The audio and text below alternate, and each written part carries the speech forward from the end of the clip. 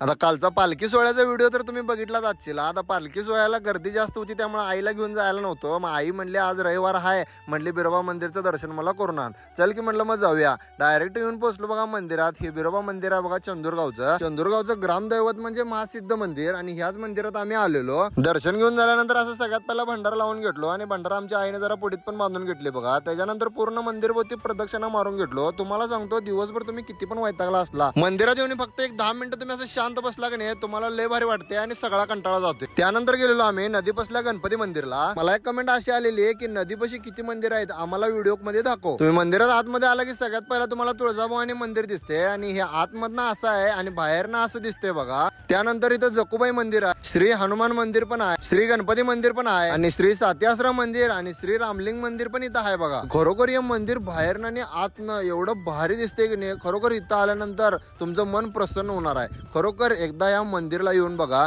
आणि इथं आल्यानंतर एक 10 मिनिटं निवांत बसून बघा. तुम्हाला खरोखर एकदम भारी फील वाटेल. पूर्ण मंदिर फिरून आणि दर्शन घेऊन झाल्यानंतर इथं मंदिरातच गार्डन पण आहे, त्यामुळे त्या गार्डन मध्ये तुम्ही निवांत एक 10-15 मिनिटं बसू शकता. आणि मंदिरच्या साईडला बरोबर नदी पण आहे. आणि आता अंदाज झाल्यामुळे भावनो नदीचा काय व्हिडिओ दाखवता येणार नाही. पण इथं तुम्ही जर उभारला असा तर तुम्हाला नदी आणि मंदिर दोन्ही पण दिसते. पण आता व्हिडिओ कसा वाटला कमेंट करून नक्की सांगा. व्हिडिओ आवडल्यास नक्की लाईक, फॉलो आणि शेअर तेवढं करा. भेटूया पुढच्या व्हिडिओत.